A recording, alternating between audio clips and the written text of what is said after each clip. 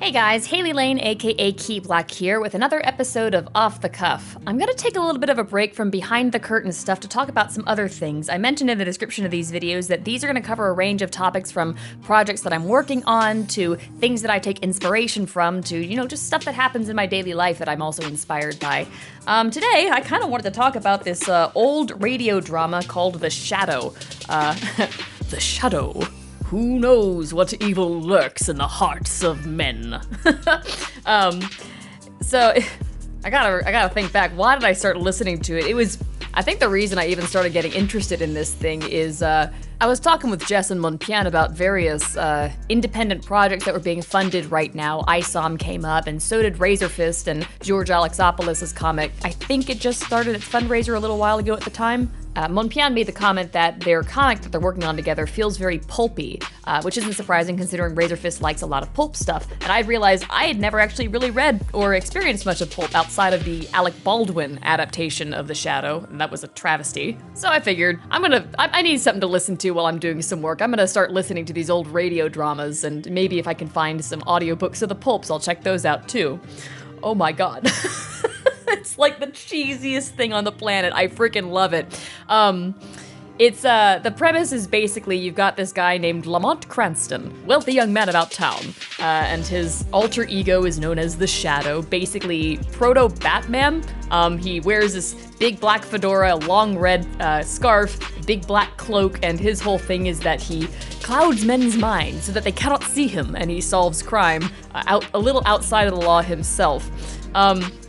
The radio drama kind of sets it up so that he's kind of a shadowy figure, but he's not. He's kind of a shit-eating prankster in a way. The way that he's characterized as Lamont Cranston is he likes to stick his nose where it doesn't belong, and he often gets himself or other people into trouble that way, and then the Shadow, his alter ego, is his usual method of getting out, and the Shadow's whole shtick is basically taunting and teasing and tormenting the villain into either outing themselves or confessing. Occasionally he'll actually take personal action himself, and it's usually in the form of like, whoa, the plot device is floating in midair. It is not floating in midair. I have it in my hand. You cannot see me because I've clouded your mind.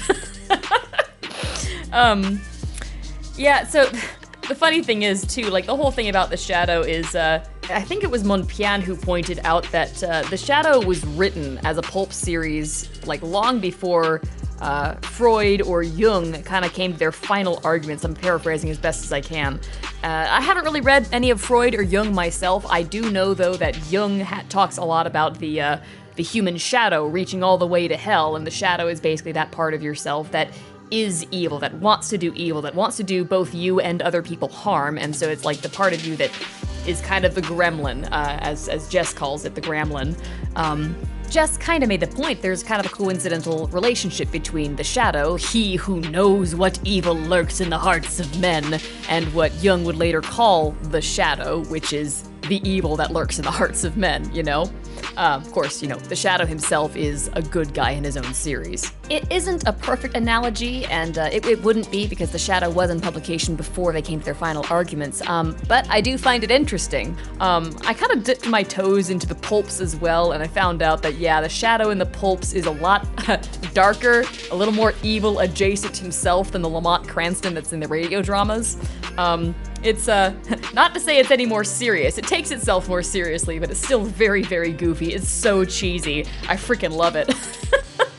Because in the pulps, it's not Lamont Cranston who is the Shadow. It's a guy called Kent Allard, which, doesn't make a huge a difference other than the fact that he has less of an individual personality outside of the fact that he is the Shadow. The weed of crime bears bitter fruit. Crime does not pay. The Shadow knows. It's not exactly the deepest story out there, but I'm such a sucker for this kind of thing, for this kind of, the main character's a little bit dangerous himself. He's kind of a monster himself, and he's, if you look across, my favorite things, setting aside some of the more, let's call them child-friendly things that I grew up with, most of my favorite stories have an element of that, where, the main character, the hero, is kind of this dark, avenging figure of some sort, or at least has some kind of gritty or somewhat evil part of himself that he has to contend with over the course of the story. And like, what better kind of character to scratch that itch than somebody who makes his entrance by laughing maniacally and taunting the bad guys into destroying themselves before the cops can even get there. And to make it all the more embarrassing, all it took for me to develop a crush on the Shadow was for him to suddenly become angry and say, "Shut up! I hate people who laugh at death." It's like, dude, that's you! I love it. I love it. I had a lot of fun listening to it. I don't know if I can highly recommend it, but I do anyways because it is a lot of fun. Don't expect a lot of depth out of these stories, but they are very, very fun to listen to. There's like, I don't know, 600 episodes, 400 or so of which are available online. I think the rest have been lost to time.